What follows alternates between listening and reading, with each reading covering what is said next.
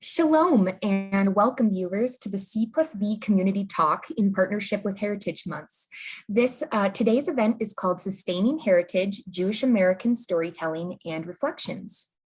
Before we begin, I want to take a moment in the spirit of healing and peace to acknowledge and honor the indigenous peoples of the land upon which the University of Denver stands, the Arapaho, Cheyenne, and Ute tribes.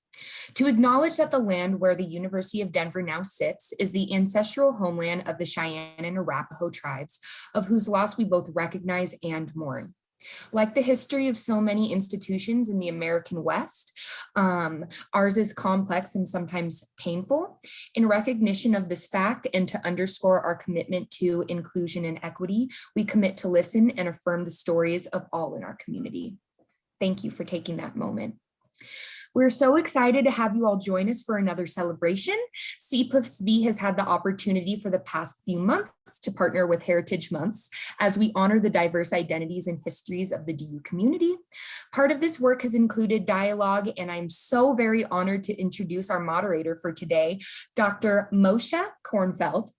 Dr. Moshe Kornfeld is a cultural anthropologist who studies American Jewish life and culture.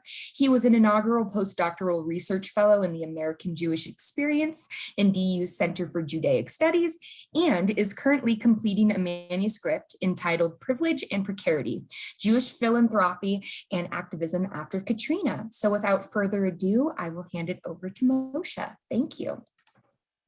And Moshe, you are muted. Oh, I'm muted. Okay. And I think I'll start by introducing our panelists today. And we have four wonderful panelists. We have Lily Gross, who is the Director of Student Life here at the University of Denver, Hillel. And this is her first year in the position, and she is familiar with DU and the Hillel. She was a student just a few years ago here at the U. Lily is passionate about helping students thrive in college and how Judaism can be part of that experience. Next, we have Jessie Stellini, who is the Associate Director of Student Engagement and Student Affairs and Inclusive Excellence here at the University of Denver. Jessie Stellini joined the University of Denver as Associate Director of Student Engagement in March 2019. She grew up in Golden, Colorado, and was one of 3 Jewish kids in her class from kindergarten through high school. One of the others was her twin brother. Growing up, she was involved in her synagogue youth group and spent summers at Jewish overnight camp in Colorado and California. After high school, Jessie spent over a decade in the South, earning her BS in psychology from UNC Chapel Hill, where she served as the co-president of North Carolina Hillel, working for 2 years as a Jewish student life coordinator at Vanderbilt Hillel in Nashville, Tennessee, and then returning to North Carolina for Master's in Education and Higher Education Administration and Student Affairs from North Carolina State. She also at that time served as a graduate assistant for the Duke sophomore year experience, and after completing her degree, continued working at Duke full-time for another 4.5 years in residence life and student activities before returning back here to Colorado. In her current role, Jessie advises undergraduate and graduate student governments and supports undergraduate student organizations on campus. And in her spare time, she enjoys photography, dancing, and spending time with her Boston Terrier, Sabi, or Sabi, I don't know if I pronounced that correctly. And then we also, our next panelist is Adam Rovner, who is the Associate Professor of English and Jewish Literature here at the University of Denver. He has taught here since 2008. His acclaimed book, In the Shadow of Zion, Promised Lands Before Israel, was published by NYU Press in December 2014. Adam's academic articles and general interest journalism have appeared in numerous outlets in the United States and in the UK. And finally, we have Sarah Pessin, who is the Interfaith Chair and Professor of Philosophy and Jewish Thought here at the University of Denver. And she works at the intersections of the philosophies and phenomenologies of religion, ethics, and civics. She is the author of Ibn Gabriel's Theology of Desire, Matter and Method in Jewish Medieval Neoplatonism, and has written chapters on Jewish and Islamic philosophy for such works as the Stanford Encyclopedia of Philosophy, the Cambridge History of Jewish Philosophy, and the Cambridge History of Medieval Philosophy and the Cambridge Companion to Medieval Jewish Philosophy, and the Routledge Companion to Islamic Philosophy. She is also the editor of the Jewish Tradition section of Medieval Philosophy, a multicultural reader. And she is currently working on projects on race and interfaith civics, and a new book on the phenomenology and politics of pardon and pause in the early writings of Emmanuel Levinas. So welcome to all of you to this panel. And I'm going to ask a series of questions, and I've structured the questions around idioms and sort of ideas in American Jewish life and culture. So the questions might be a little silly, but you know, I hope the answers are serious and engaging. So we're going to start off with the first question, and what a frequently repeated American Jewish cultural idiom goes something like this: "They tried to kill us, we survived, let's eat." If you could encapsulate your Jewish narrative in a silly expression, what would it be and why? What's the shorthand version of you know, the elevator pitch of your Jewish experience, if you will? Are you asking anyone specifically, Moshe, or just everybody on the panel, and sort of? Okay, that's really hard, and I was not prepared. I don't have a standing on one leg answer. I guess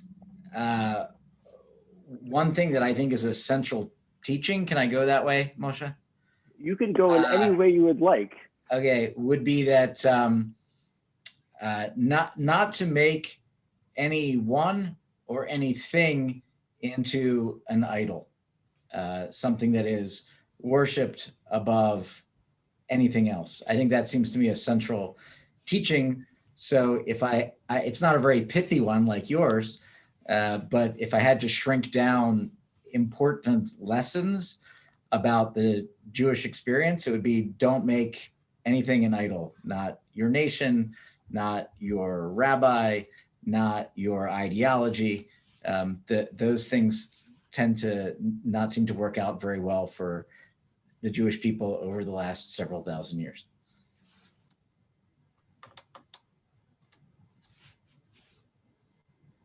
Jesse or Sarah or Lily, I'm hoping we can hear sort of some sort of introduction to who you are as a Jew.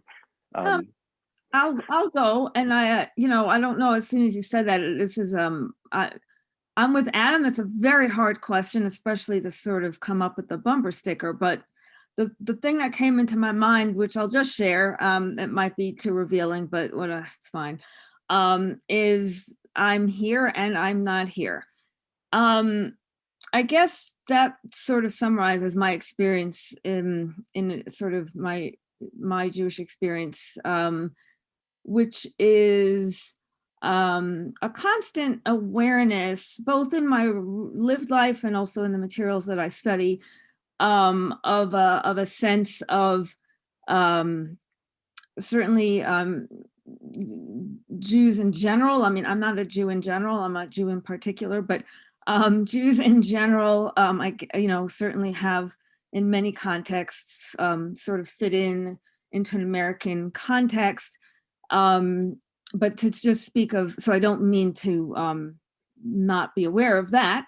And that said, in my own experience, my family are Holocaust survivors, and I very much wear that with me and carry that with me on a daily basis, a sense that I don't 100% belong anywhere is a strong sense that I have that comes from my family's upbringing.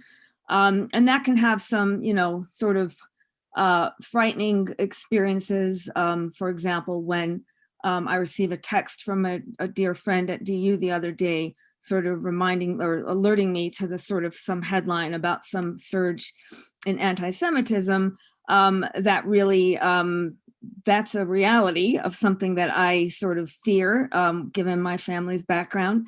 And then given anytime something like that happens, I feel uniquely that I don't belong here, and that there are others who are aware of that, or something like that.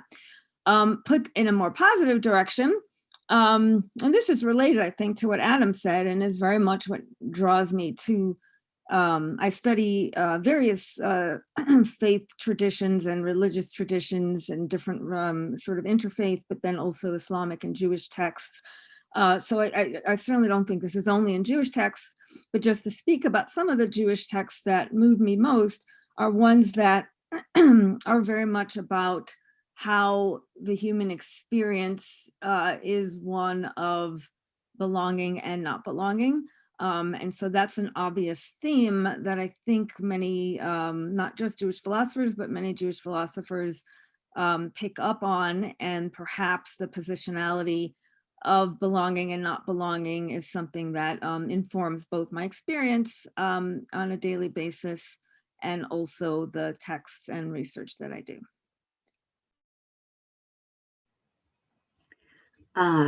Beautiful answers. And where I'm at in my Judaism right now, there's this little phrase that goes like this: Gam zu latova. And this roughly translates to like, it's all good. And I think in the midst of the pandemic and in the midst of the chaos that is this world, this is a little phrase that's just helped me reframe and reshift to knowing that no matter the tragedy that bestows me or our country or the world or anything, that it's all good, and it always will be good, and there's always good to come from it. And that's something that Judaism really helps me to see and really reminds me. So Gam zu latova is my little bumper sticker for you all.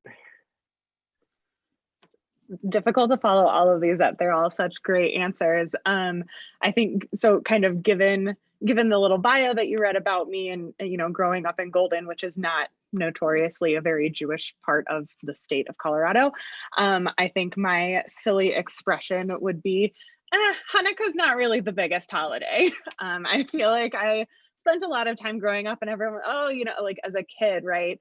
Everyone, oh my gosh, 8 whole nights of presents. Like that was the big thing. And it was like, well, I mean, it's kind of just so that we've got something to do while you all are celebrating Christmas, which is traditionally a gift-giving holiday. And that's not really part of the tradition. And it's Americanized, and like, it's really not the biggest thing that we do. And I think, so sort of that idea that Sarah mentioned of kind of this battle with belonging, but not really belonging. And I think in general, the kind of topic for the whole discussion today of like telling stories, right? And how important that is to our culture, and continuing to tell stories, and not just within our own, you know, passing from generation to generation, but I think across, right? Telling stories to others and kind of bringing them into our culture.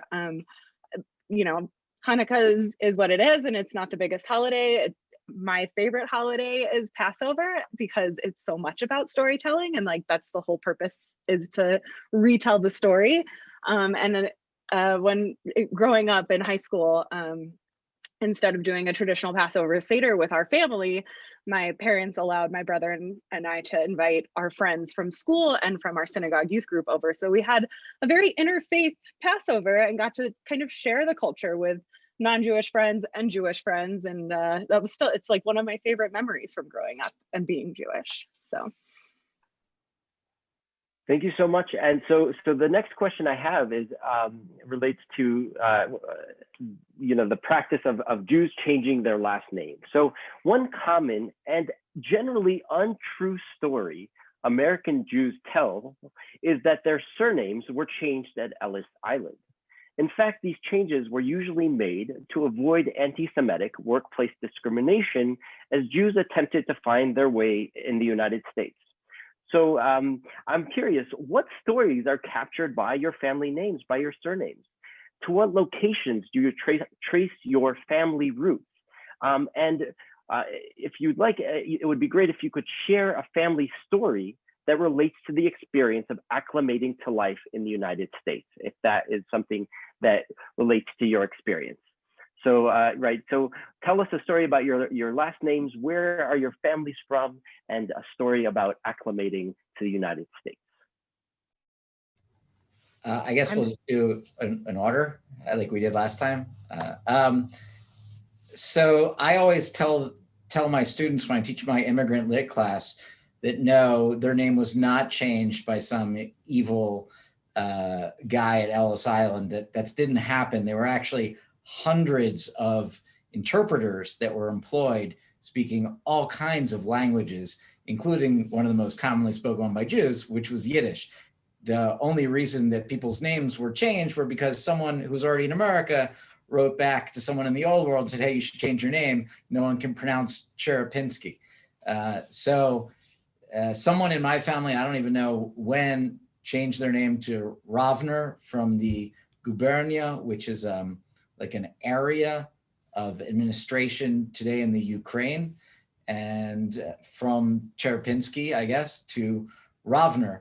But I guess because in Yiddish to say you're from Ravno would be Ich bin a Rabbiner.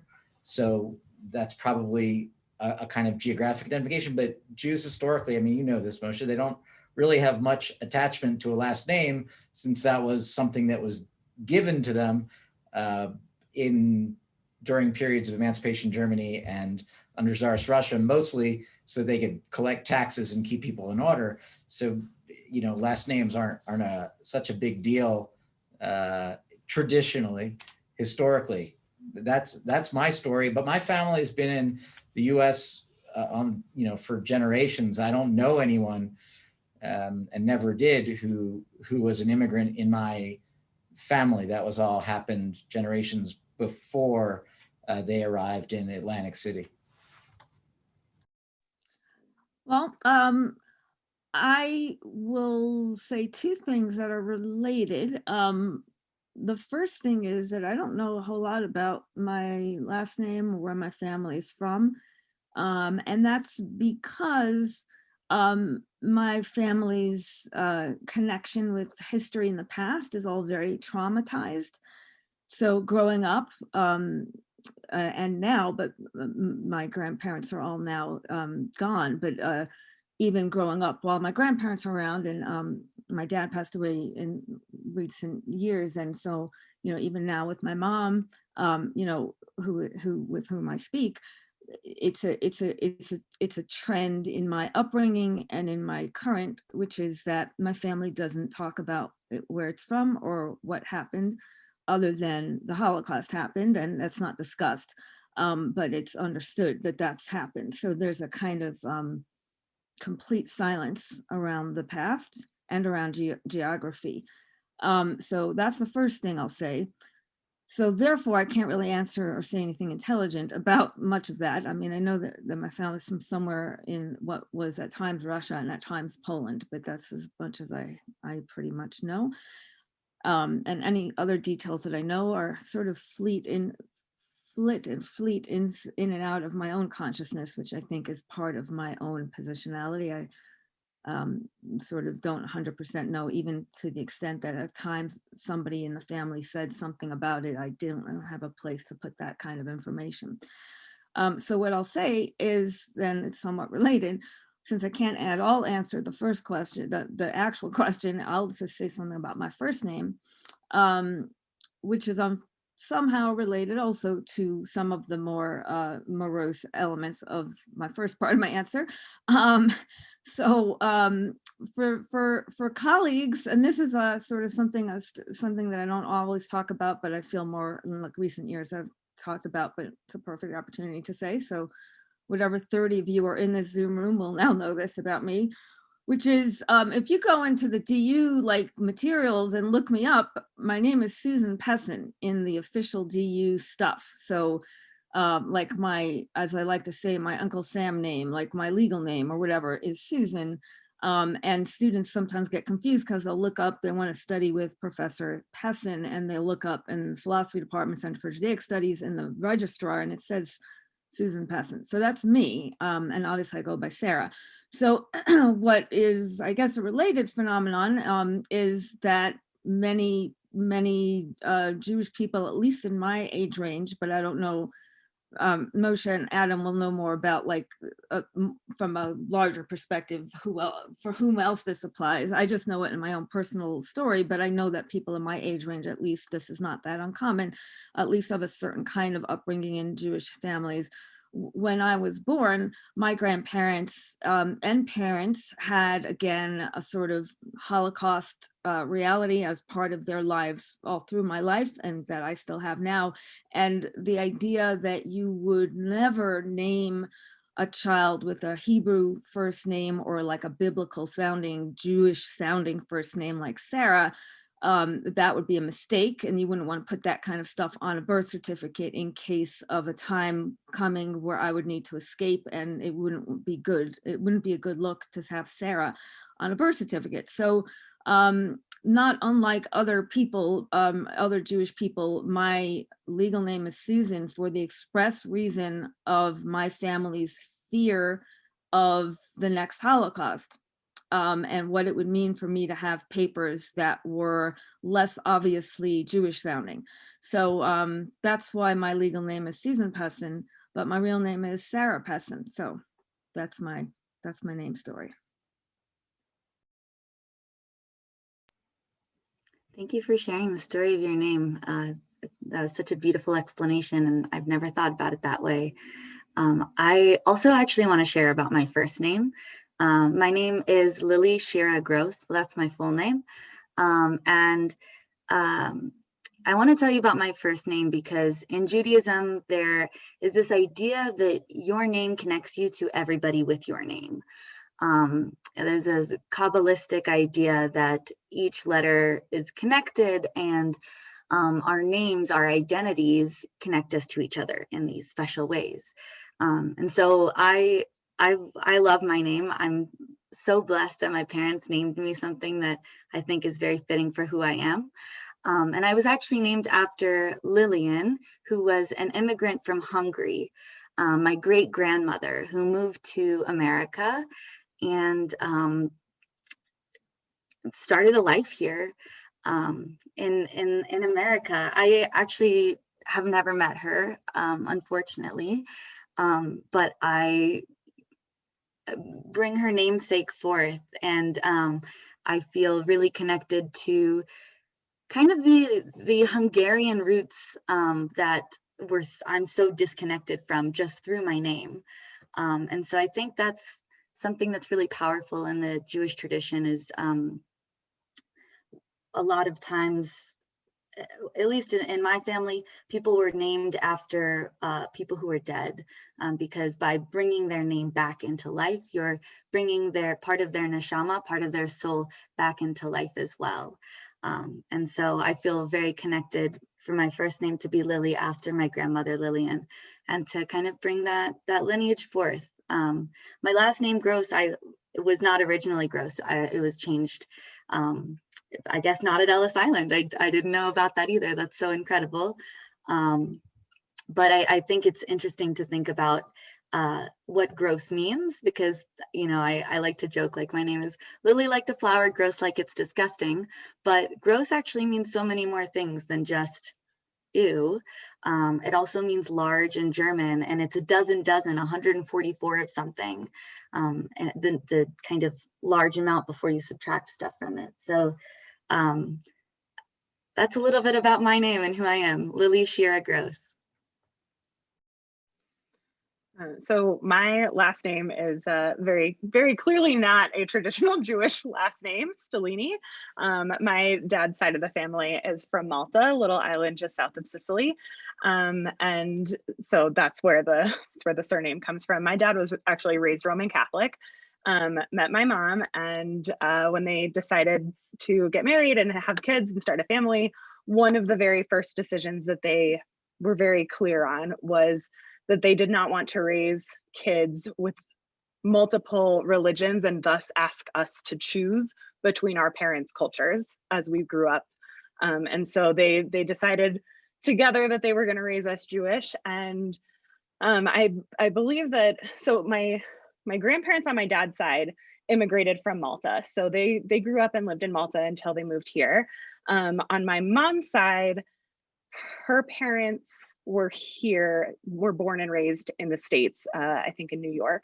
And I think I want to say my mom's side of the family, Riesenberg is the last name that she grew up with. I want to say they were from Poland, but I think because similar kind of family history to what Sarah shared about her family, I think I don't actually know if they were from Poland or from Russia or from Hungary, but my great-grandfather, my mom's father's father, was the only one in his immediate family to survive the Holocaust and make it to the States to raise a family. But I believe that my grandparents on my dad's side, when they first met my mom, when my parents were dating, she was the first Jew that they had met. And I think, I don't know if this is quite so much a question of kind of like what they went through to assimilate, but I have heard stories from my mom that several years into my parents' marriage, I think my grandma actually apologized to my mom for believing that the Jews had killed Jesus, and had finally kind of come to that realization that that story was maybe incorrect. So just some interesting like teaching moments of the cultures from the Roman Catholic side and the Jewish side. And when I was growing up, because we were raised Jewish, I didn't think twice about my dad's upbringing and how he was raised. And so when he decided when I was about 10 years old that he wanted to convert to Judaism, I was confused because I was like, wait, you're not Jewish? Like, I thought you were Jewish this whole time because like it's all I've known. And so since then, we've been able to make the joke that Stellini is not a traditionally Jewish last name, but it is a Jewish last name now. Thank you. I'm loving hearing these answers. I'm really enjoying this conversation. And this is a good segue to my next question, which is it true that when you have two Jews, there will be three opinions? One of the things I find most interesting about American Jewish life is its religious and cultural diversity. There are just so many ways to be Jewish in the United States. How would you describe your corner of American Jewish life? And then speaking from the perspective of your community narrowly defined, how do you think about broader national or international conceptions of Jewish community and identity? So where are you situated, and how does your place relate to sort of your idea or understanding of other sort of expressions of Judaism? Moshe, that's a lot of questions, man. I would say, yeah, I do like the story, and I think it's probably pretty accurate that two Jews, three opinions at least. I think, some of that may just come from a tradition that values questioning, that values the kind of pilpul, or the push and pull of Talmudic study and questioning the sort of the framework and structure of normative rabbinic Judaism, in which both majority opinions about Jewish law and minority opinions about Jewish law can be upheld. There's no pope in Judaism, and so there's no final ruling about most things. So I think that is conducive to a culture of questioning and opinions, perhaps. In terms of the diversity of Jewish life, I think that people have always probably in Judaism decided what they wanted to follow, what was meaningful for them and what was not. And American Judaism offers, the supermarket of choices, right? I mean, we go into the supermarket, there's 40 different kinds of mustard, depending on the supermarket, obviously. So there's 40 different kinds of Judaism, and you can mix and match to create my own. I will here assimilate to a Catholic concept, the concept of the lapsed Catholic, someone who doesn't necessarily forswear ever possibly rejoining the community, but is sort of remains knowledgeable but marginal to that community. So I guess I'm kind of like a lapsed Jew, but who has a background and who appreciates ritual, but is not devout, I guess.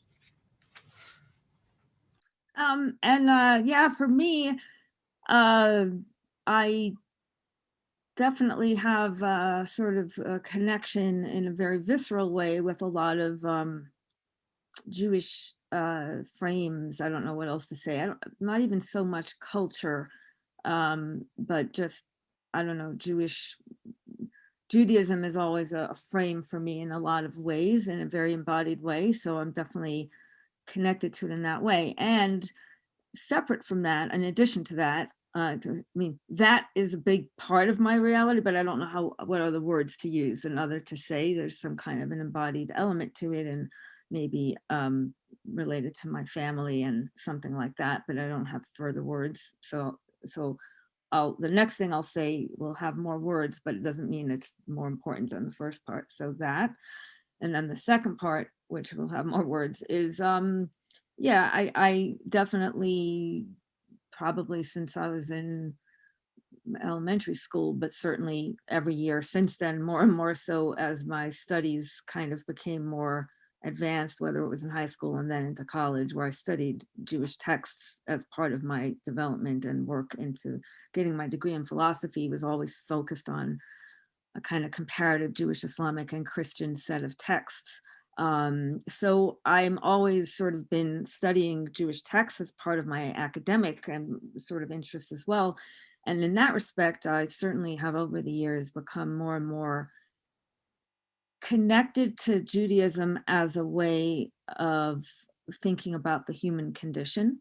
Not to suggest that everybody's Jewish, but to suggest that in the philosophers that I'm interested in, they see in Judaism a kind of metaphor. That's probably not an embodied enough way to say it, but they find in Judaism, many of the Jewish philosophers that I study find in Judaism a kind of placeholder for marginalized positionality, both in terms of just socio-historically any marginalized positionality, and so not just Jews, but Jews and any other marginalized positionality is kind of something about thinking about being Jewish, or Judaism is viewed as a kind of opening to thinking about marginalized positionalities in general. And also in similar regard, thinking about Judaism in that marginalized way connects not just to various marginalized identities, but to thinking about the human condition as itself marginalized from itself, separate from socio-historical marginalized positionalities. So, and so maybe that also helps explain, I mean, that sounded a little philosophical, but that's okay. I'm a philosophy professor. So that all checks out. So that's the connection, and probably, you know, I don't know if the constellation of questions now I'll have to allow Moshe to bill me for a psychiatric moment here on the couch. But like, I feel like there's a connection in my answers, and that something about my family's disconnect, or not disconnect, strong connect, but in a sort of silent way with its past and the sort of shadow in its past, probably helps precipitate my own capacity to connect to Judaism most deeply by connecting to sort of what would probably be considered not Judaism, like thinking about marginalization in general and thinking about the human condition in general, is probably part of how I perform my family's speechlessness or something like that.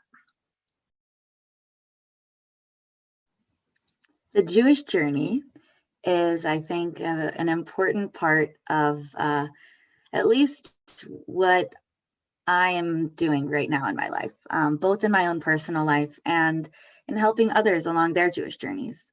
As Hillel director, I'm in the business of helping people figure out what Judaism means to them.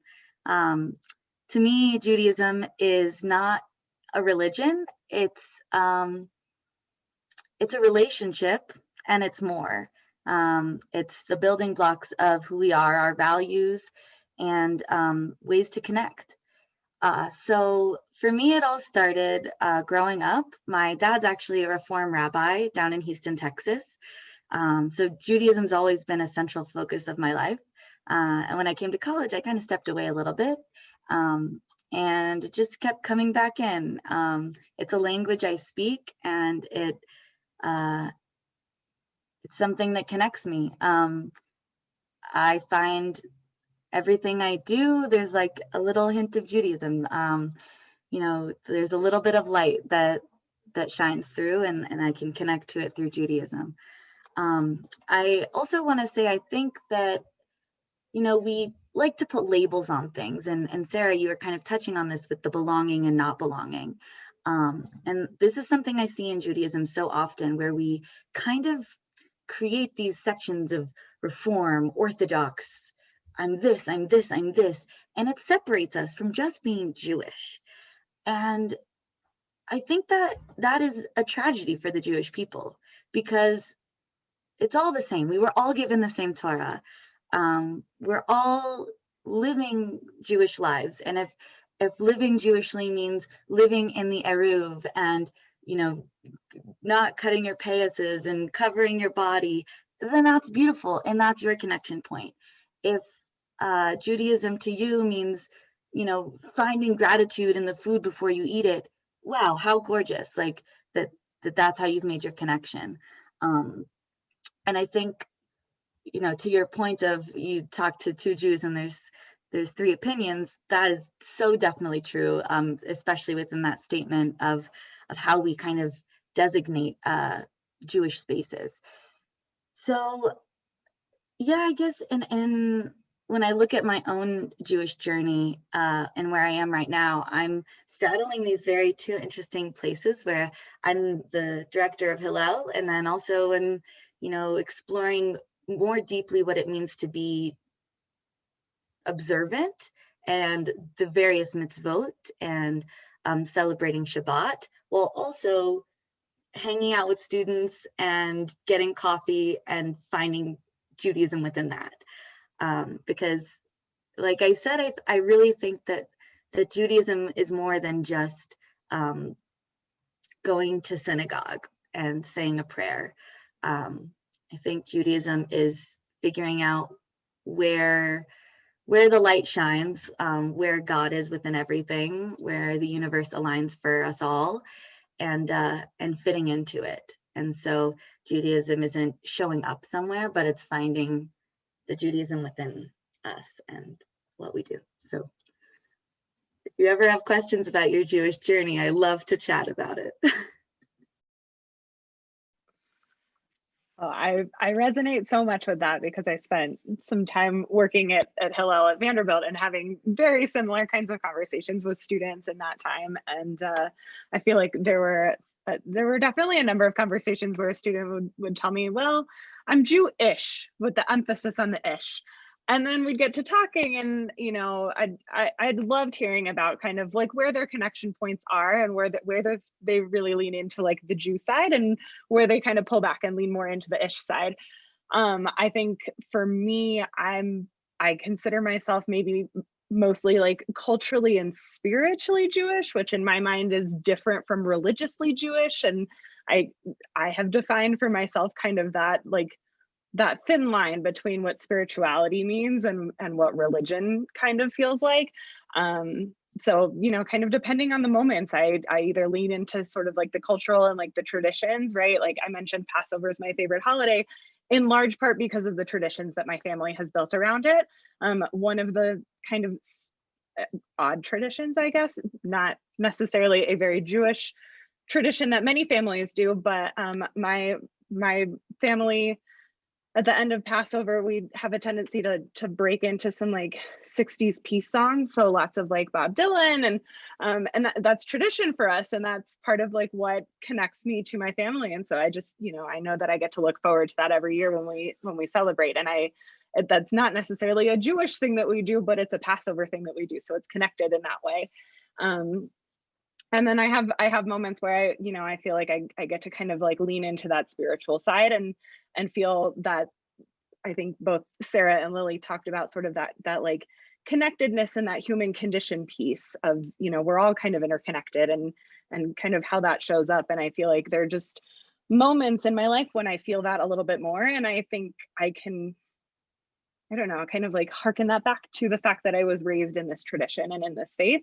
And, you know, I don't know if I would feel those moments in quite the same way if I had a different kind of upbringing. So I love that about being Jewish. I think that's kind of fun. And I absolutely agree that yes, it is 100% true. If you ask two Jews, you will get 3, 4, 5 different opinions. And I think that's part of the fun too, is that it's such a culture of conversation and discussion and questioning, which I think Adam mentioned earlier, that you know, it's all sort of like an ongoing dialogue, which is just so fun. So I'm going to combine my last two questions into one because for the sake of time. The fourth question I was going to ask was about things that are misunderstood in Jewish culture. What do you think? What, in your view, what are aspects of Judaism, Jewishness, and Jewish culture that are most underappreciated or misunderstood by the broader culture? So I just want to sort of put that question out there. And then I think, Jess, you addressed this a little bit at the beginning, but I do want to sort of jump into the final question. And Shver zu sein a Yid is a Yiddish expression that translates to "it's hard to be a Jew." The expression was the title of a 1920 play by Sholem Aleichem about the difficulty of Jewish-Gentile relationships in Eastern Europe. For post-war American Jews, this expression has not really been true. American Jews have prospered and succeeded in the United States in ways that were unimaginable in Europe. However, with resurgent anti-Semitism on the left and on the right, and political impasse marked by regular episodes of violence in Israel-Palestine, it seems like Jewish life of late has gotten more challenging. So Nu, is it hard to be an American Jew? How would you describe the challenges American Jews face as individuals and as a community?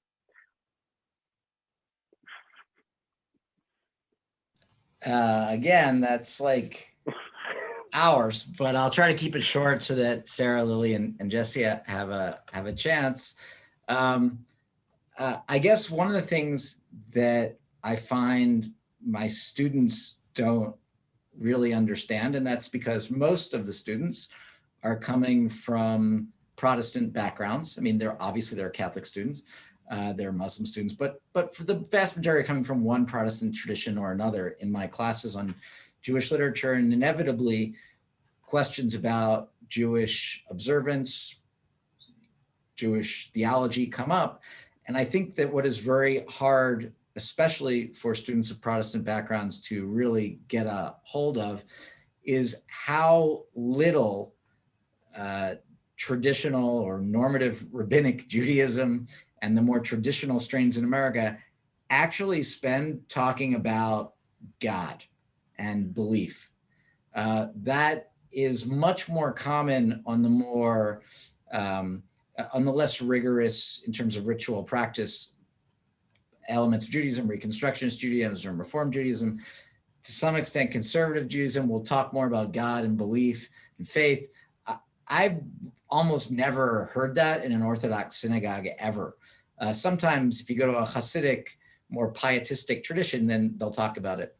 And I think that for many Protestants, because that's such the essence of their church going and their upbringing in Sunday school and even family observance, that sort of personal connection, that relationship with God is gets kind of formalized through ritual in Judaism and isn't really spoken about. Whether it's hard to be Jew, I don't know.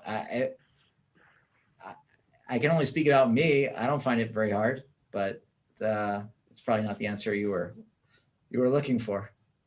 I'm not looking for a particular answer. Yeah.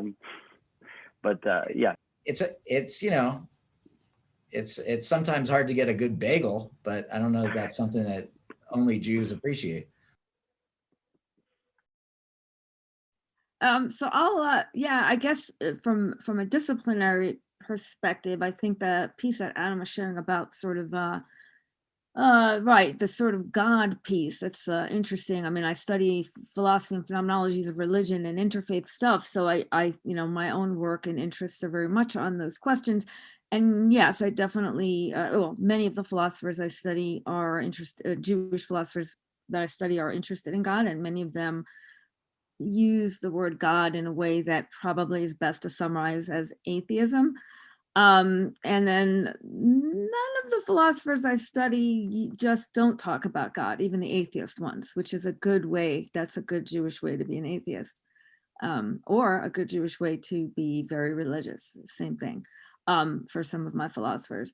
But yeah, so I think the sort of way in which God connects or doesn't connect, again, in philosophical traditions in Judaism is fascinating, and I think is something that's probably misunderstood because, right, in certain kinds of Christian framing, I think it was, I don't remember who was talking about, it was Jesse, I think was saying about like the Hanukkah Christmas phenomenon. I think intentionally or not intentionally, even for atheists in America, there is a general Christian lens through which things are generally understood. And so I think that, to kind of have a sense of like, well, Judaism is like Christianity, except for a couple of pieces, that maybe is not the best approach to understanding it, but I think is probably something that I find in both in my lived experience and in the research and in conversations and in interfaith and interreligious settings that I find myself in.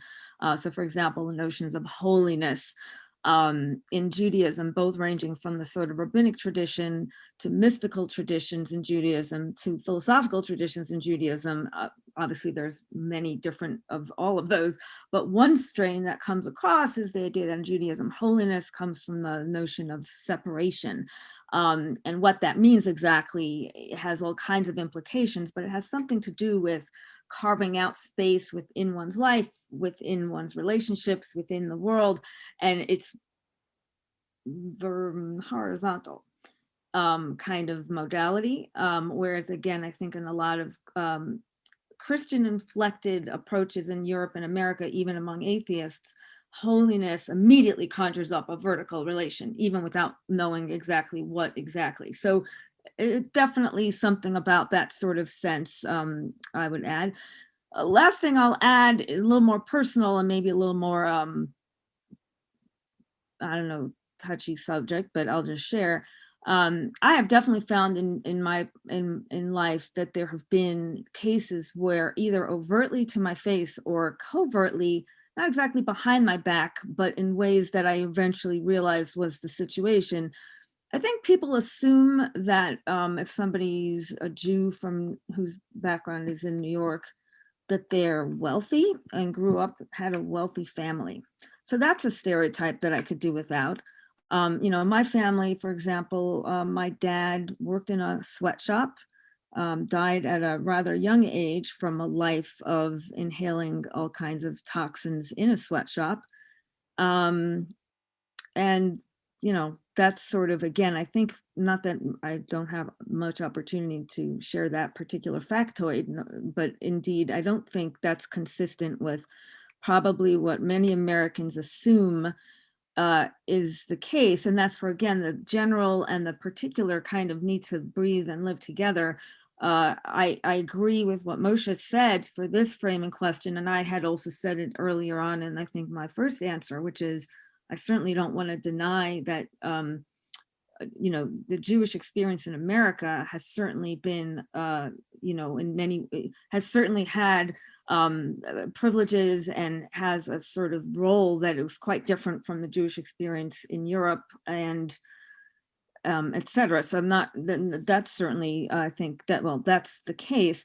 And yet, there are individual experiences which are not part of whatever might, that sociological historical point might lead to certain stereotypes that are not true, and also sort of questions about where anti-Semitism is it's not in the rear view mirror. So that's something that, again, I wish on our culture the opportunity to be able to at once, I wish for myself to be able to at once acknowledge that as a Jewish person that I have privileges in this country in ways that others don't.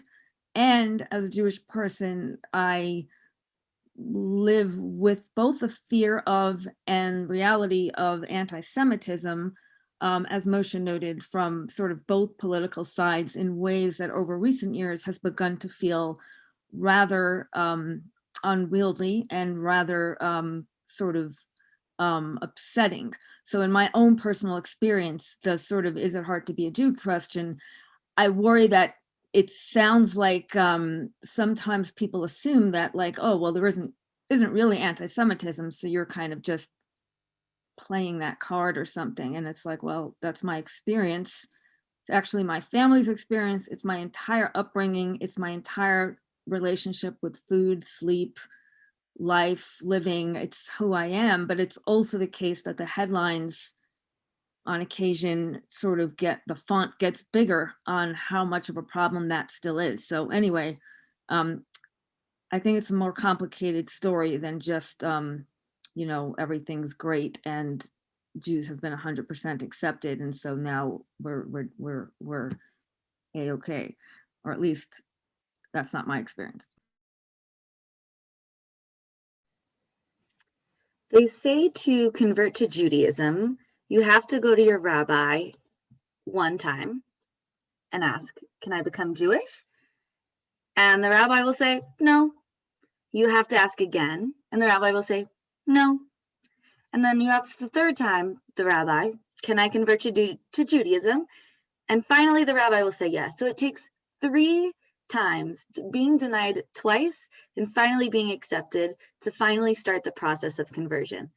Why is that? Why aren't we just accepting Jews up the wazoo? Like, oh, you want to be Jewish? Great, join the tribe.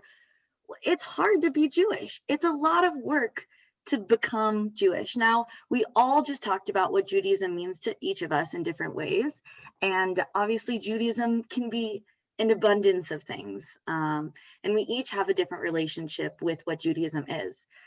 But when I think of the 613 commandments in the Torah, you actually can't do all of them as one person. It would be impossible to be a farmer and a Levi and a Kohen and all the different responsibilities that have mitzvot connected to them.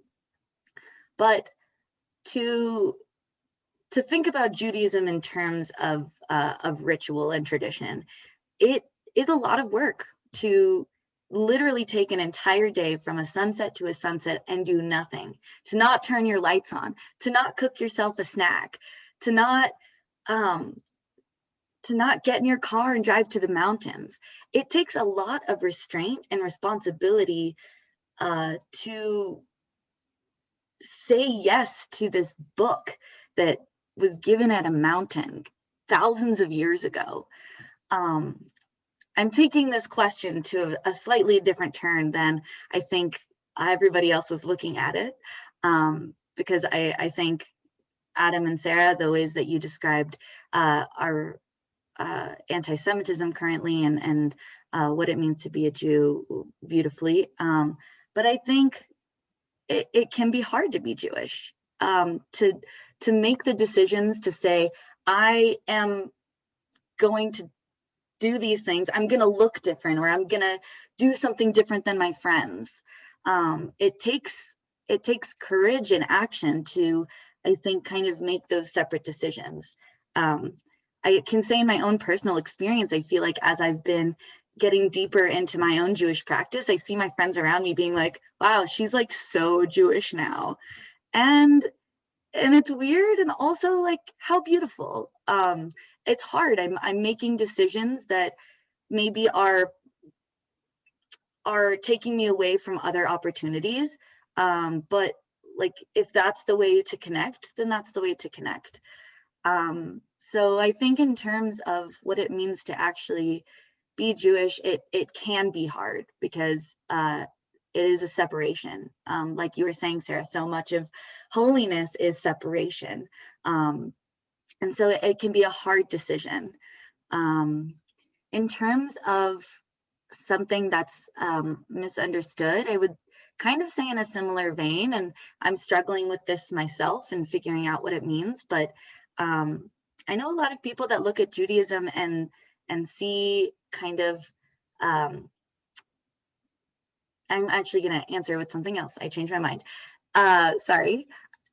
I want to say that something that's misunderstood is that Jews don't believe in Jesus, because I think it's an interesting thing to think about, who Jesus was and what Jesus was doing, and that Jesus was actually just a really good Jew. I personally think Jesus is awesome. I'm like, what a great teacher, what a great rabbi. We have so much we can learn from Jesus. And maybe that looks different than it does in Christianity. But I think that that's something I would like to smash open, that it doesn't mean that Jews don't believe in Jesus. There's records that he was a person. We can't deny that. So, yeah. Oh man, let's see. I'm trying to figure out all of my thoughts here. I think on the question of is it challenging to be a Jew in America now? I sometimes, yeah. I think, you know, for the various reasons that others have kind of stated, but I think I'm going to kind of latch on to something that Lily said about responsibility, right? Like there's a sense of responsibility, and kind of going back to some of the things that I shared earlier in the conversation. There's a responsibility to teach. There's a responsibility to share our story, and to tell our story. And again, not just from generation to generation within our own community, but to share it out. And I think that's the piece that can sometimes be difficult, because, you know, sometimes you're the only one in a space that has, you know, that has this background, or that grew up with these different traditions that look really different. And, you know, sometimes you have to call the Colorado High School Athletic Association and say, hey, can you change the day of our homecoming game because it's Yom Kippur and I can't be there. And, you know, you have to have the conversations about, like, this is on the calendar, and, you know, how have we not realized? But and it can feel like a lot of responsibility, like the weight is completely on you because you're the person, right? Like you're the one or two in the room that can speak to it, and there's responsibility there, and it can be tough. And I think almost anyone in a marginalized community can feel that kind of weight, right? That pressure to teach, and it's exhausting. But it's important too, because so much of our tradition is about telling stories and about sharing those stories and answering questions in the various ways that whoever it is that we're speaking to is going to best understand, right? One of the traditions that I actually really love about the Passover Seder is the 4 children. So as part of the Passover Seder, there's you know, 4 stereotypical children, right, that all ask a question about why are we here? Why are we doing this? Why are we having this conversation? Why are we retelling the story?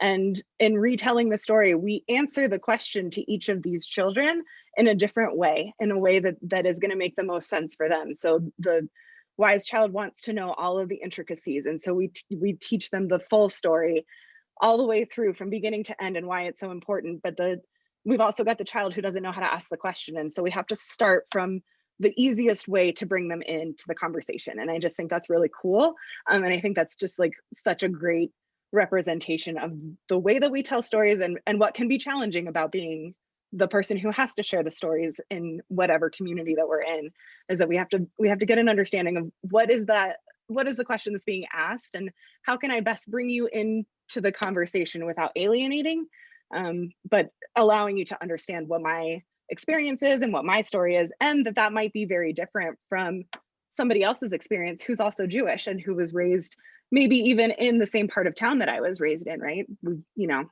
back to that, we've all, you know, three different opinions on 2 different questions kind of thing. So I will leave it at that because I see that we're at time.